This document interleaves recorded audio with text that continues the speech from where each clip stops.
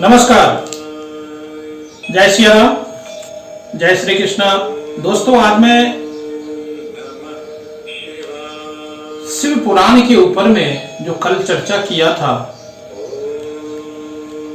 हम लोगों का कोशिश है कि शिव पुराण के ऊपर में एक प्लेलिस्ट में एक फोल्डर बना के अलग से जो वीडियो हम दे रहे हैं उसमें हम डालते जाएं, ताकि पूरे श्रावण मास में जब भी हम सभी को टाइम मिले तो हम शिव चर्चा के ऊपर में वीडियो प्ले करें और उस कथा से लाभान्वित हो। चाहे शिव महिमा हो, शिव महापुराण हो, या जो भी है शिव जी के ऊपर में जो कथाएं शास्त्रगत जो है उसके ऊपर में हम लोग इस कथा को श्रवण करें, सुने। क्योंकि ये पावन मास, इस पावन मास में शिव जी की चर्चा कथा श्रवण करने से जो फल मिलता है उसको शब्दों में कहना बहुत मुश्किल है। अब आज जो मैं शिव जी के ऊपर में चर्चा कर रहा हूं, ये शिव महापुराण का कथा का सार है।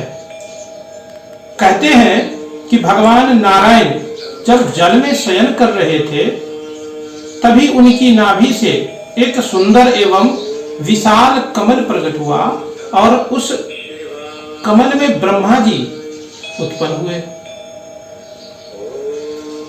पुराणों के हिसाब से कहा गया कि माया के वश में होने के कारण ब्रह्मा जी अपनी उत्पत्ति के कारण को नहीं जान सके और चारों ओर उन्हें जल ही जल दिखाई पड़ा। तभी आकाशवाणी हुई कि तपस्या करो।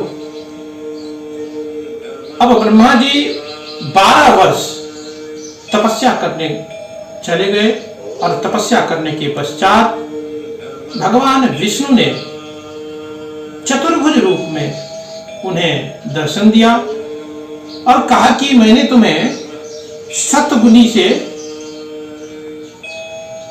संपन्न बनाया है, संपन्न किया है, सतगुणी से निर्माण किया है। लेकिन मायावश ब्रह्मा जी ने विष्णु के स्वरूप को नहीं जान सके। नहीं जानकर उन्होंने उनसे ही युद्ध करना शुरू कर दिया। तब दोनों के विवाद को शांत करने के लिए एक अद्भुत ज्योतिर्लिंग का आविर्भाव हुआ और दोनों ज्योतिर्लिंग को देख करके बड़े आश्चर्य के साथ इस ज्योतिर्लिंग को देखते रहे और इसका स्वरूप जानने के लिए ब्रह्मा जी हंस स्वरूप बनाकर ऊपर की ओर और विष्णु वाराह रूप धारण करके नीचे की ओर गए। लेकिन दोनों ही ज्योतिर्लिंग के न तो आदि का और न अंत का पता कर पाए। इस प्रकार 100 वर्ष बीत गए। इसके पश्चात ज्योतिर्लिंग से उन्हें ओंकार शब्द सुनाई दिया, सुनने को मिला। ओम।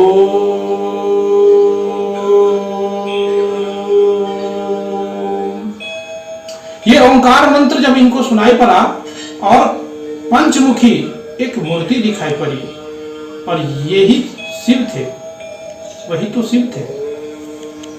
ब्रह्मा और विष्णु ने उन्हें प्रणाम किया और तब शिव ने कहा कि आप दोनों मेरे ही अंश से उत्पन्न हुए हो और ब्रह्मा को सृष्टि की रचना और विष्णु को सृष्टि का पालन करने के लिए जिम्मेदारी प्रदान की।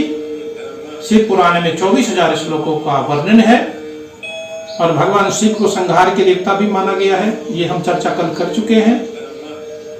इसमें इस कथा में शिव महापुराण में तारकासुर का वध, मदन दाह, पार्वती जी की तपस्या, माता पार्वती की तपस्या और शिव माता पार्वती का विवाह, कार्तिकेय जी महाराज का जन्म, त्रिपुर का वध, केतकी के पुष्प शिव पूजा में वर्जित निषेध, रावण की शिव भक्ति आदि प्रसंग वर्णित किया गया है। इस प्रकार बोलिए भोले शंकर भगवान की जय। कहते हैं कि ऐसे ही हम थोड़े थोड़े छोटे छोटे शिव जी की कथा के ऊपर में दृष्टि डालते रहेंगे। आप सभी प्यारे भक्तों, आप सभी प्यारे दोस्तों, आप सभी प्यारे मित्रों इस प्रकार कथा का श्रवण करें, लाभान्वित होए, खुश रहे, आनंद रहे, मस्त रहे। इस कोरोना काल में ये जो रिचुअल्स कुछ कंटेंट है, ये सब हमें बहुत असीम भक्ति शक्ति मति सुदृढ़ करती है, सुख समृद्धि बढ़ाती है। इसलिए हम लोगों को चाहिए जब जितना ही समय मिले, टाइम मिले, हमें थोड़ा बहुत इन सब चीजों के ऊपर में हमारे सनातन धर्म के हिसाब से सुनना चाहिए, श्रवण करना चाहिए।